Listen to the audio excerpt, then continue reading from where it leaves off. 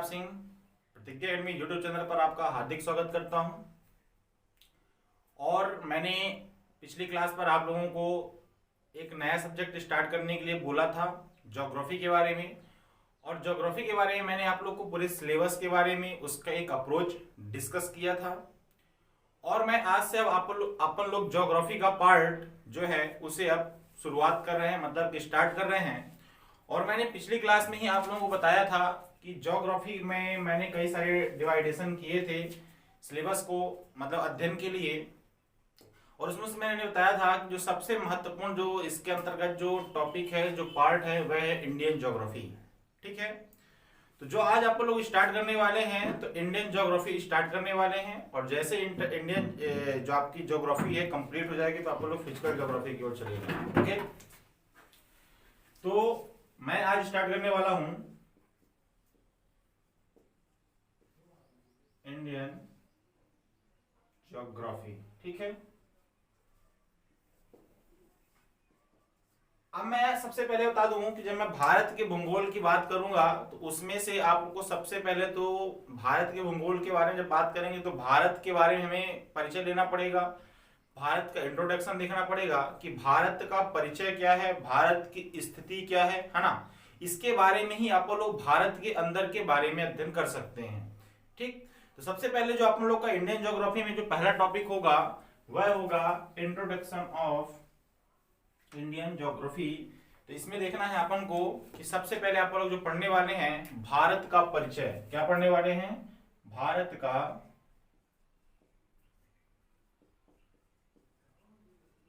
परिचय एवं स्थिति।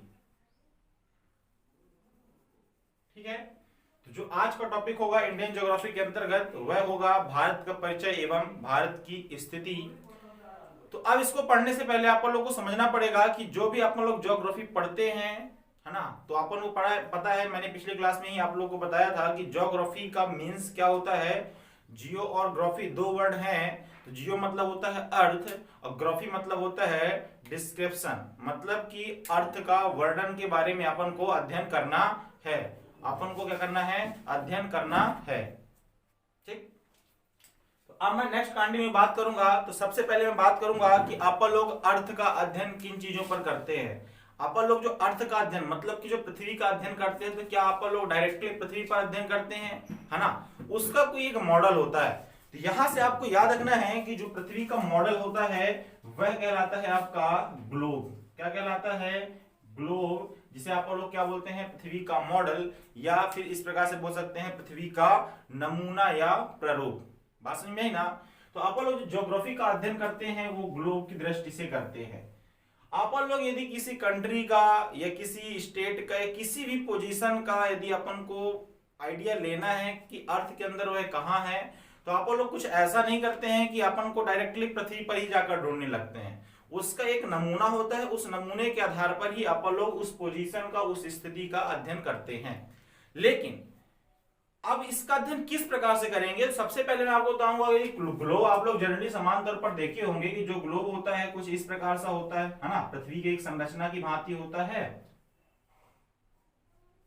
ठीक है, तो इस प्रकार से अपन लोग जो ग्लोब होता है, ग्लोब में ही आप लोग किसी पोजीशन का क्या करते हैं? स्थिति को पता करते हैं। लेकिन अब इस इतने बड़े ग्लोब के अंदर कोई स्थान है, कोई देश है, कुछ भी, कोई सिटी है, इसका अध्ययन आप लोग किस प्रकार से करते हैं? उसके लिए कोई पैमाना होगा, कोई माप होगा, है ना? तो इसके लिए मैं आप लोग को बता दूं कि जो ग्लोब है, ग्लोब पर प्रमुख रूप से दो प्रकार से रेखाओं को अंकित किया गया है ना? रेखाओं क्या किया गया है? अंकित किया गया है। जो एक रेखाओं को अंकित किया गया है वह है ऊर्ध्वाधर, एवं दूसरी रेखाओं को क्षैतिज दिशा पर अंकित किया गया है। ऊर्ध्वाधर का तात्पर्य क्या होता है? खड़ी लाइनें, और क्षैतिज का तात्पर्य क्या होता है? आड़ी लाइनें। ठीक है ना? अब मैं ही बता दूं कि इन्हीं जो रेखाओं को जो अपन नाम देते हैं, जो भूगोलवेत्ता होते हैं उनके द्वारा जो नाम दिया गया है, तो जो खड़ी रेखा या ऊर्ध्वाधर रेखा को नाम दिया गया है उसे आप लोग बोलते हैं देशांतर। क्या बोलते हैं? देशांतर। एवं जो क्षैतिज रेखा है उसे आप लोग बोलते हैं अक्षांश। क्या बोलते हैं? अक्षांश। इसको इंग्लिश में बोलते हैं लॉन्गिट्यूड और इसको बोलते हैं लेटिट्यूड।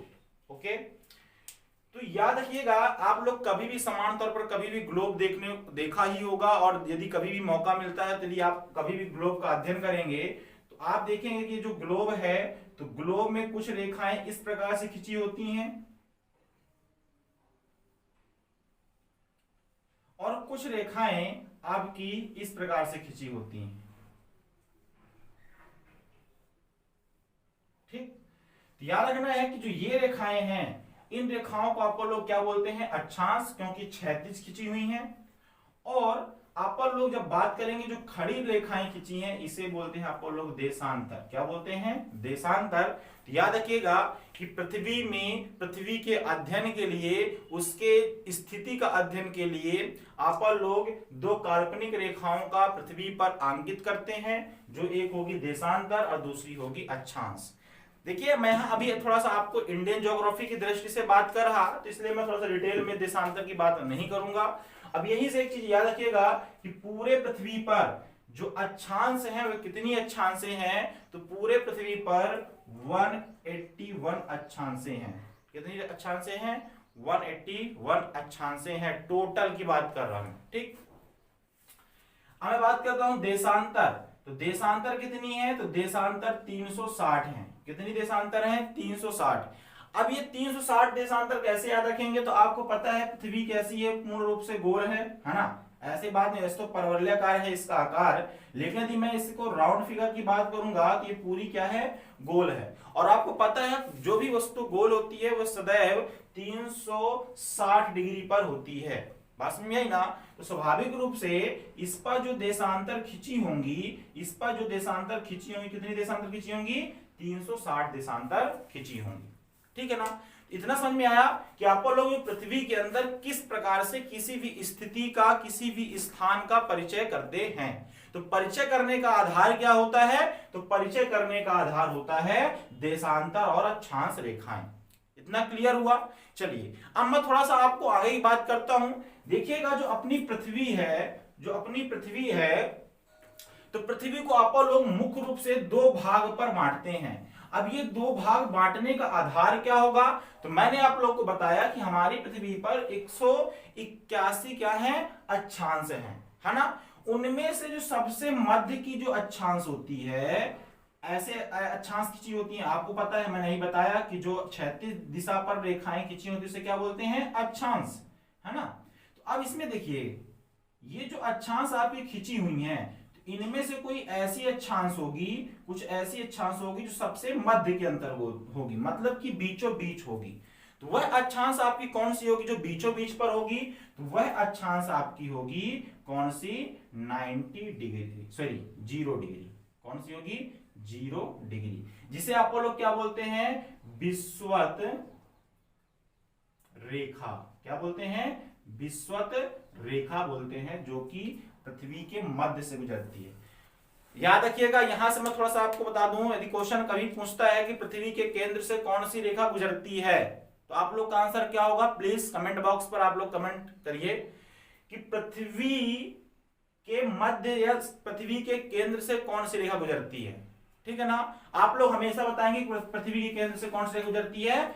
विषुवत रेखा गुजरती है, लेकिन ये आपका आंसर गलत होगा। क्यों? पृथ्वी के केंद्र का तात्पर्य क्या होता है? पृथ्वी के केंद्र का तात्पर्य क्या होता है? तो याद रखिएगा, जो पृथ्वी होती है, पृथ्वी 3 परतों पर बटी होती है। कितने परतों पर बटी होती है? 3 परतों पर। बीच वाला जो पार होता है क्रोड कहलाता है, दूसरा वाला प्रवार कहलाता है, और बाहरी वाला भूपर्पटी कहलाता है। तो कोर का तात्पर्य यह हुआ कि पृथ्वी के कोर वाले भाग से, पृथ्वी के कोर वाले भाग से कौन सी रेखा गुजरती है। मेरा क्वेश्चन ये नहीं है, मैं क्वेश्चन ये पूछ रहा कि पृथ्वी के मध्य, बाहरी सतह पर मध्य से रेखा कौन सी गुजरती है, तो क्या कहलाएगी? आपकी विषुवत रेखा कहलाएगी। ठीक है ना? तो पृथ्वी का जो मध्य वाली जो अक्षांश है वो कौन सी कहलाएगी? विषुवत रेखा, जो कि 0 डिग्री पर होती है। क्या होती है? 0 डिग्री पर होती है। ठीक, अब एक बताइएगा, ये एक आधार माना गया। अब मैं जो आपको बताया था कि 181 जो रेखाएं खींची गई हैं, तो किस आधार पर खींची गई हैं? तो याद रखिएगा कि पृथ्वी के केंद्र से आप लोग कोण बनाकर इन रेखाओं को खींचते हैं। जैसे मान चलिए मैंने यहाँ आपको 1 डिग्री कोण बनाया, 1 डिग्री कोण बनाया, तो यहाँ जो रेखा खींची जाएगी वह 1 अक्षांश होगी। फिर इसी प्रकार से मैं यहाँ से 2 बनाया, वो 2 अक्षांश होगी। इसी प्रकार से मैंने 3 बनाया, वो 3 अक्षांश होगी।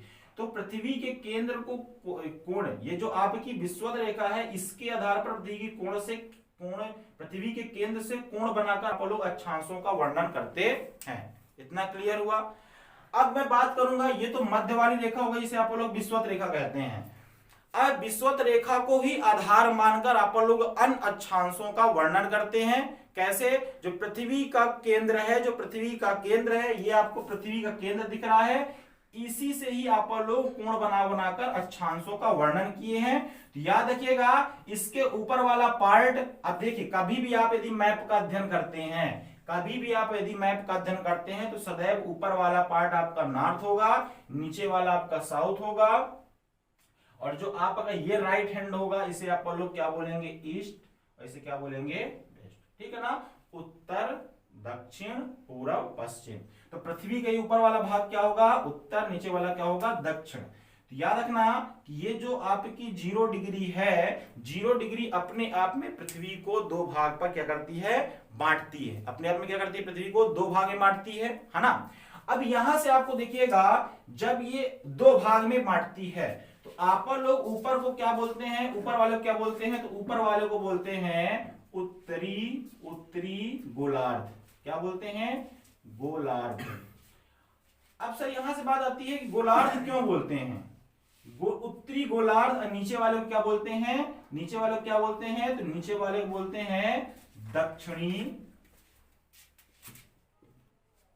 गोलार्ध। अब यहां से बात आती है कि सर उत्तरी गोलार्ध और दक्षिणी गोलार्ध क्यों बोलते हैं?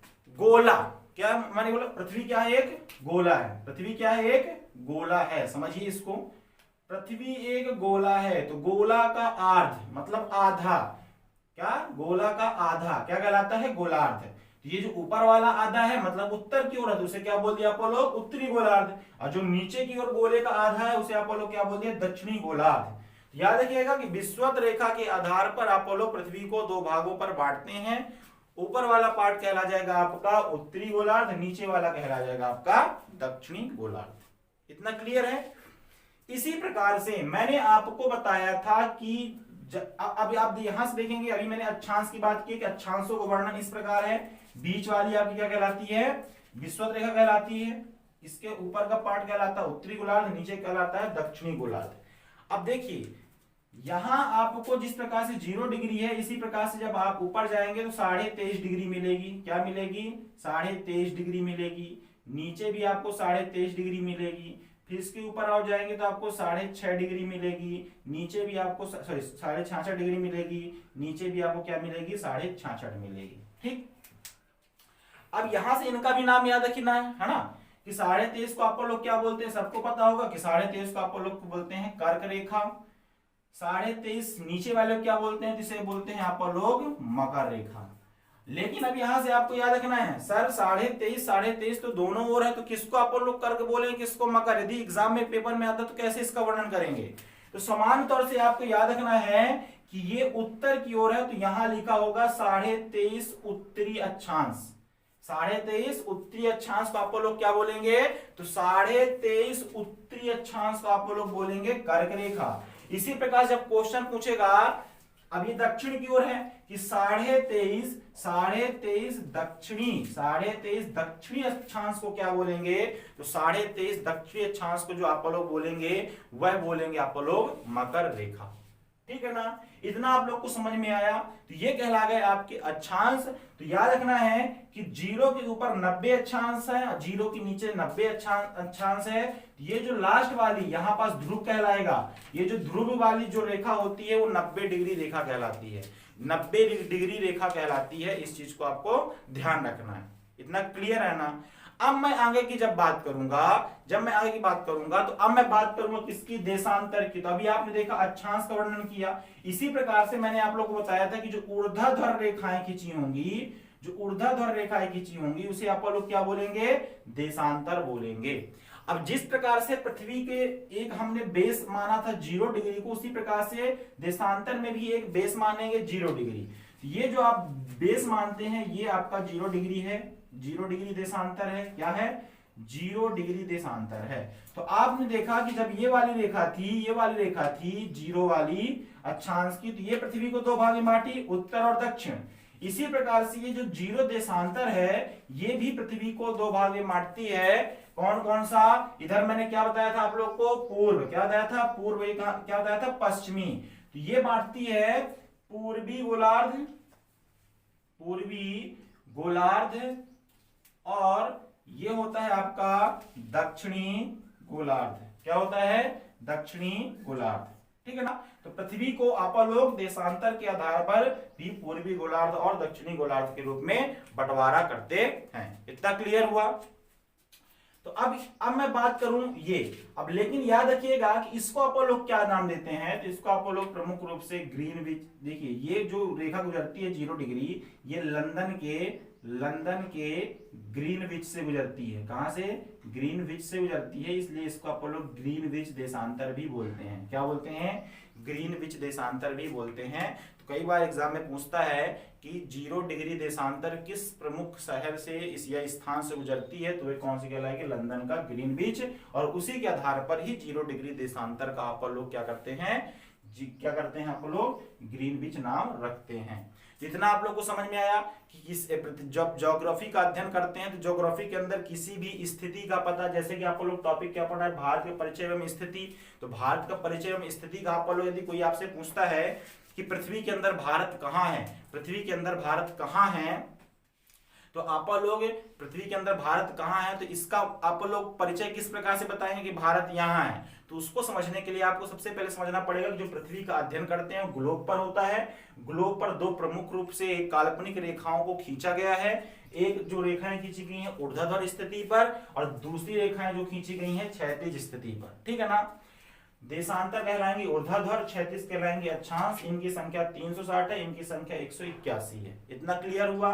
अब फिर मैंने बताया था कि ये जो अक्षांश रेखाएं हैं, जो अक्षांश रेखाओं का वर्णन करते हैं, उसमें से एक पृथ्वी के मध्य से एक रेखा का वर्णन करते हैं जिसको आप लोग बोलते हैं 0 डिग्री, जिसका नाम है आपका क्या? विषुवत रेखा। क्या है आपका? विषुवत रेखा। ये मैंने आप लोगों को कवर किया। ठीक है ना? क्या किया? कवर किया। अब आपको यहां से ध्यान देना कि विषुवत रेखा को मैंने आधार मानकर इन अक्षांशों को वर्णन किया, इसी प्रकार से दक्षिण भी इनके आधार पर वर्णन किया। फिर मैं विषुवत रेखा को ही आधार मानकर पृथ्वी के पूरे ग्लोब को दो भाग पर बांटा, मतलब ग्लोब का आधा कर दिया, गोलार्ध में बांट दिया।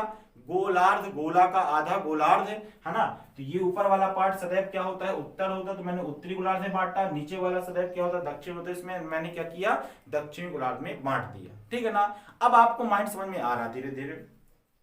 अब देखते हैं इसी प्रकार से मैंने देशांतर के आधार पर भी गोलार्ध को दो भाग में बांटा, एक पूर्वी गोलार्ध और दूसरा दक्षिणी गोलार्ध। इतना आप लोग को समझ में आया? अब बात आती है कि भारत की स्थिति कहां है। तो आप जब मैप में कभी देखते हैं तो जो भारत की स्थिति आपको दिखाई देती है वो आपकी यहां दिखाई देती है। कहां दिखाई देती है? यहां। ठीक। अब आप लोग इस मायने से बता सकते हैं कि पृथ्वी की स्थिति कहां है, तो आप बता सकते हैं कि पृथ्वी की स्थिति उत्तरी गोलार्ध में। यदि आप अक्षांश की दृष्टि से बोलेंगे तो उत्तरी गोलार्ध में है। कहां है? उत्तरी गोलार्ध में है। ठीक है ना? और जब आपसे पूछा जाए कि आप देशांतर के आधार पर बताइए, तो देशांतर के आधार पर आप बता सकते हैं कि जो आपका भारत है वो पूर्वी गोलार्ध में है। किसमें है? पूर्वी गोलार्ध में है। कैसे? आप ये बताइए कि आप जब देशांतर को ध्यान में नहीं देंगे, तो आप जब अक्षांश को ध्यान देंगे तो अक्षांश यही वाली रेखा खींची, ये वाली रेखा कहलाती है अक्षांश, है ना? ये 0 है, इसके आधार पर आप लोग ने ऊपर वाला उत्तरी, नीचे वाला दक्षिणी। तो भारत दक्षिण में दिखता है कि उत्तर में? उत्तर में दिखता है। तो ये आपका भारत कहां है? उत्तरी गोलार्ध में। लेकिन जब मैं देशांतर के रूप में बात करूंगा, ये देशांतर के रूप में जब बात करूंगा, तो आपसे जब पूछा जाएगा कि बताइए ये पूर्व में है कि पश्चिम में है, तो आपको ये दिख रहा है, लाइन साफ साफ दिख रही है, ये कहां है? पूर्व में है। तो यहां से आपको सीखने को ये मिला। अब देखिए कई बार ऑप्शन में स्टूडेंटों ने लगाते हैं कि भारत कहां है, तो भारत क्या है? उत्तरी पूर्वी गोलार्ध में। ये बिल्कुल गलत है। ठीक है ना? ये पूरा तरह से गलत आंसर होता है। भारत जब ये आप अक्षांश दृष्टि से देखेंगे तो उत्तरी गोलार्ध में है, और जब आप देशांतर दृष्टि से देखेंगे तो पूर्वी गोलार्ध में है। इतना क्लियर हुआ। अब तो ये पता चला कि पूरे पृथ्वी के अंदर भारत की स्थिति कहाँ है।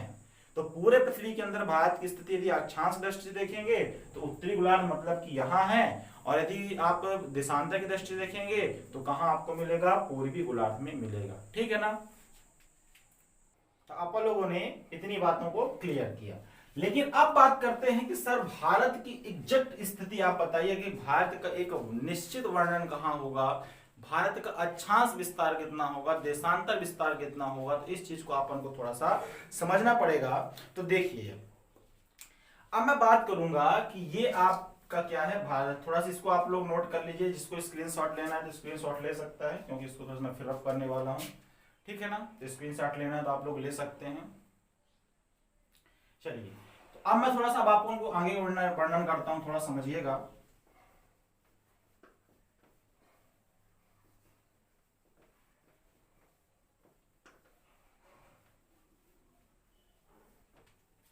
देखिए इतना तो क्लियर हुआ कि भारत की स्थिति पृथ्वी के अंदर कहाँ है या फिर गोलार्ध के अंतर्गत कहाँ है। लेकिन एग्जैक्ट जब पृथ्वी की बात करेंगे, आप लोग एग्जैक्ट पोजीशन की बात करेंगे, तो ये आपको पता है पृथ्वी है। क्या है ये? पृथ्वी है। सॉरी,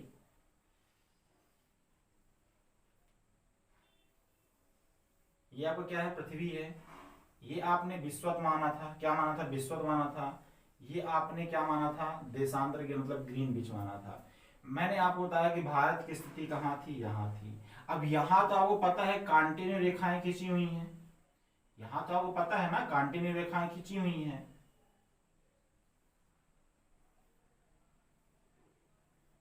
जैसे ये 0 है, यहाँ 1 होगा, 2 होगा, 3 होगा, 4 होगा, 5 होगा, 6, 7, 8, 9, 10, इस प्रकार से 90 रेखाएं यहाँ खींची हुई हैं।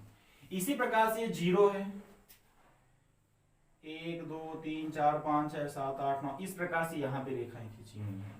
तो यहां से एग्जैक्ट जब क्वेश्चन पूछता है कि बताइएगा कि पृथ्वी में भारत की जो अक्षांश विस्तार है वो कितना है, मतलब कि पृथ्वी के अंतर्गत जो भारत का वर्णन है वो कहाँ है। तो आप लोग तो पहले समान तौर पर बता देंगे कि उत्तरी गोलार्ध में है। लेकिन उत्तरी गोलार्ध में भारत की स्थिति क्या है, तो एग्जाम में कहीं कहीं पूछता है कि भारत का अक्षांशीय विस्तार बताना है। तो आप स्वाभाविक रूप से आप देखेंगे कि आपका जो भारत का अक्षांशीय विस्तार मिलेगा वह मिलेगा, ये जो रेखा पड़ती है भारत के दक्षिणी पॉइंट में, ये कहलाएगा आपका 8 डिग्री 4। ठीक है ना, 8 डिग्री 4। और जो ऊपर वाला जो पॉइंट मिलता है वह मिलता है 37 डिग्री 6। क्या होता है? 37 डिग्री 6 है। इसका मीन्स क्या हुआ? तो इसका मीन्स समझिएगा कि जब आप 0 से ऊपर की ओर चलेंगे तो जो भारत का दक्षिण बिंदु है वह आपको कितने अक्षांश पर मिलेगा? तो वह आपको मिलेगा 8 डिग्री 4 अक्षांश पर मिलेगा। ठीक है ना। फिर जब मैं बात करूंगा कि जब भारत के उत्तरी मतलब भारत के सबसे ऊपरी पार्ट की बात करेंगे तो इसमें कितना आपको मिलेगा? तो उसमें मिलेगा 37 डिग्री 6। 37 डिग्री 6 ये है। लेकिन याद रखिएगा कि ये उत्तरी अक्षांश है कि दक्षिणी अक्षांश है। तो याद रखना है, आपको पता है उत्तरी गोलार्ध पर है तो सदैव उत्तरी अक्षांश ही होगा। तो ये है आपका उत्तरी। अब क्वेश्चन आता है कि भारत का अक्षांशी विस्तार बताइए। तो अक्षांशी जो विस्तार है वह कितना होगा? वह होगा 8 डिग्री 4 से 37 डिग्री 6 नॉर्थ। दोनों नॉर्थ में होंगे, साउथ नहीं लगाना है। कई बार एग्जाम फंसाने के लिए यहाँ साउथ भी ऑप्शन में लिखा होता है। ठीक, इतनी बात हो गई। अब इसी प्रकार से क्वेश्चन ये पूछेगा कि भारत का देशांतर विस्तार बताइए। तो आपको पता है ये खड़ी वाली जो लाइनें होती है देशांतर होती है। यहाँ 0 है, 1, 2, 3, 4, इस प्रकार से बहुत सारी रेखाएं खींची होंगी। तो भारत के भी इस छोर में भी कोई ना कोई रेखा होगी, इस छोर में भी कोई ना कोई रेखा होगी। तो आपको पता है कि ये जो भारत है तो भारत का ये पश्चिमी वाला भाग है या भारत का ये पूर्वी वाला भाग है। तो भारत का जो सबसे पश्चिमी राज्य वो आपका गुजरात होगा, और भारत का जो सबसे पूर्वी भाग होगा वो क्या होगा? अरुणाचल प्रदेश होगा। क्या होगा? अरुणाचल प्रदेश होगा। तो याद रखिएगा कि जो भारत का पश्चिमी वाला भाग है, यहां से जो रेखा गुजरती है उस रेखा को आप लोग बोलते हैं 68 डिग्री 7। और जो आपके पश्चिमी ओर से जो रेखा होती है उसे आप बोलते हैं 97.25। बात समझ में आई। अब इसमें आपको बताइए कि जो आप लोग देशांतर को रिप्रेजेंट करते हैं तो हमेशा आप लोग पूर्वी या पश्चिमी में रिप्रेजेंट करेंगे, पूर्वी और पश्चिमी, क्योंकि ये ऐसे ऐसे चलती हैं, मतलब इधर की ओर चलेंगी या इधर की ओर चलेंगी, तो ये इधर साइड जाएंगे तो पश्चिमी हो जाएंगी, इधर साइड जाएंगे तो पूर्वी हो जाएंगी। क्लियर ना। तो अब मैं बात करूंगा कि जो भारत का देशांतर विस्तार है वह पूर्वी में है या पश्चिमी में है। तो आपको पता है ये 0 है, इसके इस पार वाला क्या कहलाता है, पूर्वी गोलार्ध कहलाता है, और इधर साइड वाला क्या कहलाता है, पश्चिमी गोलार्ध कहलाता है। तो भारत में याद रखिएगा ये क्या है आपका, पूर्वी कहलाएगा। क्या कहलाएगा, पूर्वी कहलाएगा। ठीक है ना। तो जब यहां से एग्जाम में क्वेश्चन पूछेगा कि भारत का देशांतर विस्तार कितना है, तो देशांतर विस्तार आपको बताना है 68°7 से 97°25 ईस्ट। क्लियर। तो यहां से आपका ये क्वेश्चन क्लियर हो गया कि भारत का स्थिति कहां है। तो भारत की स्थिति कहां है, उत्तरी गोलार्ध में, और देशांतर की दृष्टि देखेंगे तो पूर्वी गोलार्ध में। फिर भारत की आप लोग क्वेश्चन पूछेगा कि भारत का जो अक्षांशीय विस्तार क्या है, तो भारत का अक्षांशीय विस्तार है 8°4 से 37°6 तक। अब भारत का देशांतरी विस्तार क्या है, तो भारत का देशांतरी विस्तार आपको मिलेगा 68°7 से 97°25। लेकिन याद रखिएगा ये 8°4 भारत के किस छोर पर होगा, तो साउथ छोर पर होगा, दक्षिणी छोर पर होगा, तमिलनाडु कन्याकुमारी के पास होगा। ठीक है ना। ये किस पार होगा, ये भारत के उत्तरी में होगा, मतलब कि जम्मू कश्मीर में होगा। ये भारत के किस छोर में होगा, तो ये भारत के पश्चिम छोर में होगा, मतलब कि गुजरात में होगा। ये भारत के किस छोर में होगा, ये पूर्व छोर में होगा, मतलब कि अरुणाचल प्रदेश में होगा। इस चीज को भी याद रखना है आपको। ठीक है ना। ये हो गई आपका भारत की पृथ्वी के अंतर्गत स्थिति। इतना समझ में आप लोगों को आया होगा। ठीक है ना। अब आप लोग नेक्स्ट जब कंटिन्यू बात करेंगे के बारे में, थोड़ा सा मैप देख लेते हैं छोटा सा।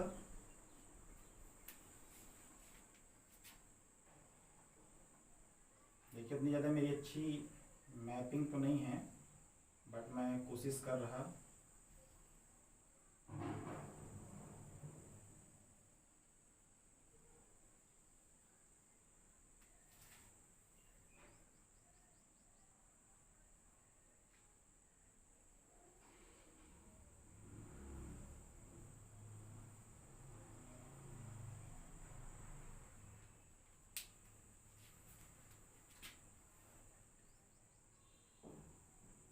देखिए जो भी आप लोग पढ़ रहे थे इसमें देखिए मैंने आप लोगों को बताया था कि जो भारत का उत्तरी जो आपकी बिंदु है और आपकी दक्षिणी बिंदु है, ये आपकी पूर्वी है और ये आपकी पश्चिमी है। क्लियर ना। तो मैंने आप लोगों को बताया था जो भारत का देशांतर है वो कितना आप लोग को बताया था, मैं 68°7 से बताया था, है ना। कितना बताया था, 68°7 से। तो ये क्या होगा, ये आपका भारत का कौन सा पार्ट है, पश्चिमी पार्ट है। और ये भारत का कौन सा पार्ट है आपका, ये भारत का आपका कौन सा पार्ट होगा, पूर्वी पार्ट होगा, जिसमें कहां से कौन से यहाँ से देशांतर गुजरती है 97.25।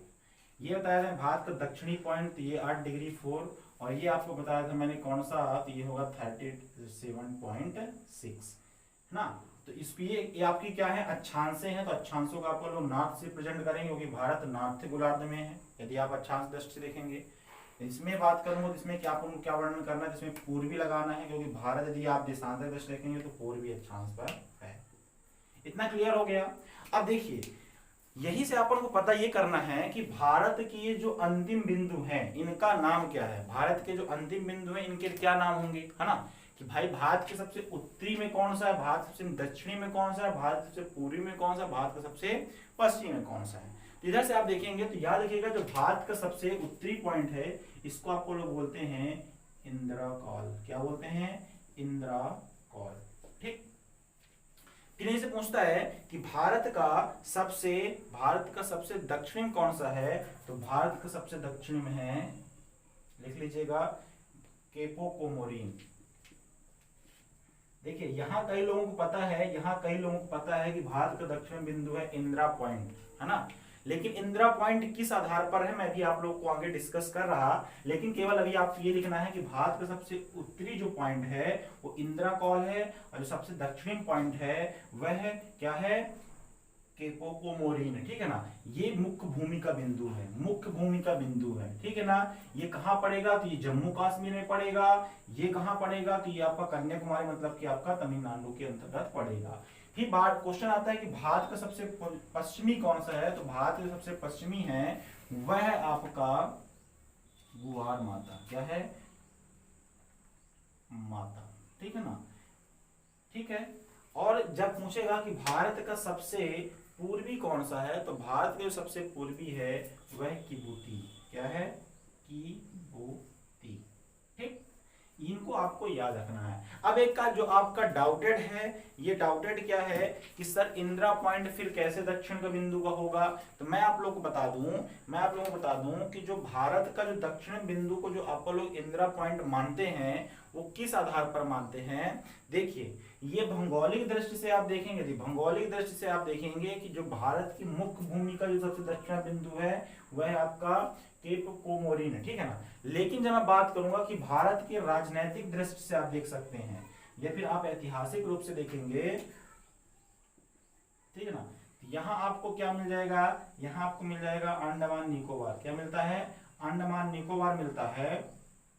तो आप देखेंगे कि अंडमान निकोबार थोड़ा सा ये इसके बाहर जाएगा, 8 डिग्री 4 के बाहर जाएगा। तो यहाँ आपको एक मिलता है निकोबार के नीचे 6 डिग्री 4 पर इंदिरा पॉइंट, ठीक है ना, इंदिरा पॉइंट, जो कि आपका क्या कहलाता है, भारत का राजनैतिक सबसे दक्षिणी बिंदु, भारत का राजनैतिक सबसे दक्षिणी बिंदु, जो कि 2004 के किसमें सुनामी में यह डूबा हुआ था, ठीक है ना, डूब गया है, इस चीज को याद रखिएगा। इंदिरा पॉइंट को आप लोग अन्य नाम से भी जानते हैं, इंदिरा पॉइंट को आप लोग अन्य नाम से भी जानते हैं, जैसे एग्जांपल के तौर पर आप लिख सकते हैं पिग्मिलियन पॉइंट, ठीक है ना,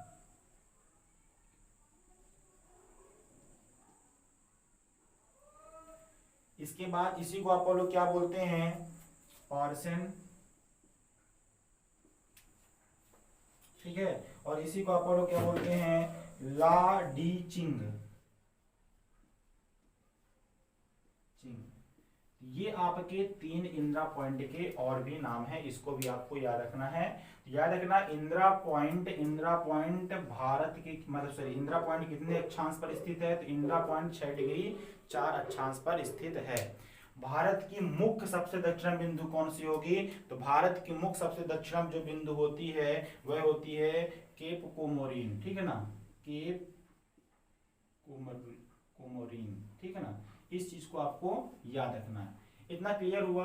अब थोड़ा सा यहां देखते हैं कि भारत का जो विस्तार है कितना है, तो याद रखना जो भारत का उत्तर से जो दक्षिण विस्तार है, भारत का उत्तर से दक्षिण विस्तार है वह आपका विस्तार है कितना है, 3214, कितना है, 3214 किलोमीटर, ठीक है ना। और फिर जब मैं पूछूंगा कि भारत का पूर्व से पश्चिम में कितना विस्तार है, तो यह जो विस्तार है आपका 2933 किलोमीटर है। बात समझ में आई ना, इस चीज को आपको याद रखना है। और फिर यहीं से आपको याद रखना है कि यदि मैं समान तौर पर पूछूं कि भारत में कितने अक्षांश हैं, तो समान तौर पर आप यदि एक अवरेजर लगाएंगे तो 30 अक्षांश आपको मिल जाएंगे। कितने अक्षांश मिल जाएंगे, 30 अक्षांश लगभग भारत के देशांतर इसमें मिलती हैं। आप यदि यहां से लेके यहां तक यदि आप गिनेंगे तो भारत में कितने अक्षांश देशांतर मिलेंगे, तो आपको लगभग भारत के अंदर जो देशांतर मिलेंगी वह आपको कितनी मिलेंगी, 30। इसी प्रकार से जब अक्षांश की आप भी काउंटिंग करेंगे तो इसमें भी लगभग आपको 30 अक्षांश मिलते हैं। इस चीज को भी याद रखना है कि भारत के अंदर कितने अक्षांश हैं और देशांतर भी कितने हैं, 30 लगभग बता रहा, मैं एग्जैक्ट नहीं बता रहा। भारत का उत्तर से दक्षिण में कितनी लंबाई है, तो भारत की उत्तर से दक्षिण में 3214 किलोमीटर है। भारत का पूर्वी बिंदु से लेकर पश्चिमी बिंदु तक के बीच की कितनी लंबाई है, वह है आपकी कितनी है, 2933 किलोमीटर इसकी लंबाई है। तो ये भारत का थोड़ा सा क्या हो गया आपको मतलब एक स्थिति का पता चल गया, ठीक है ना। अब कुछ चीजों को आपको यहाँ से ध्यान देना है, इस चीज को मैं पॉइंट थोड़ा सा लिखवा दे रहा हूं, तो इसको भी आप लोग लिख सकते हैं कि भारत का पूरा क्षेत्रफल कितना है, भारत का पूरा क्षेत्रफल कितना है, तो कितना है 32,87,263 किलोमीटर, ठीक है ना। ये पूरे विश्व का कुल कितना क्षेत्रफल है, तो पूरे विश्व का ये 2.4% इसका क्षेत्रफल है, ठीक है ना। फिर मैं बात करूंगा कि भारत का क्षेत्रफल की दृष्टि से कौन सा नंबर है, तो भारत का क्षेत्रफल की दृष्टि से 7वां स्थान है। कौन सा है, 7वां स्थान है, इस चीज को याद रखिएगा, ठीक है ना। पहला किसका है, तो पहला तो आप मान लीजिए यदि मैं रसिया की बात करता हूं तो रसिया रसिया ही होगा, है ना। लेकिन जब एशिया की बात करेंगे तो एशिया नहीं, पार्टिकुलर बात करूंगा तो माना जाएगा तो चाइना होगा। क्यों, क्योंकि रसिया का जो पार्ट है वो आपका यूरोप के अंतर्गत भी आता है और एशिया के अंतर्गत भी आता है, ठीक। तो भारत का क्षेत्रफल की दृष्टि से कौन सा स्थान है, 7वां है, ठीक। अब इसी प्रकार से बात करूंगा कि भारत के अंदर आपको पता है कि कितनी जनसंख्या, तो भारत के अंदर लगभग आपका 130 करोड़ जनसंख्या है, ठीक है ना। लेकिन अब मैं यही से बात करूंगा कि कुल विश्व में कुल पॉपुलेशन मतलब विश्व की जनसंख्या में भारत कितनी परसेंट जनसंख्या है, तो याद रखिएगा विश्व का कितना, विश्व का आपका 1 लिख लीजिए, सॉरी विश्व का 17% या मान सकते हैं 17.1% जनसंख्या भारत की है। इस चीज को भी आपको याद रखना है, ठीक है ना। ये हो गए आपके थोड़ा सा प्रमुख भारत के बारे में मैंने डिस्कस किया। इसी के बारे में भारत की जो पोजीशन के बारे में आप लोग नेक्स्ट क्लास पर इसमें कंटिन्यू आप लोग क्या करेंगे और भी डिस्कस करने वाले हैं, ठीक है ना। ठीक है, तो आप लोग नेक्स्ट बात करेंगे।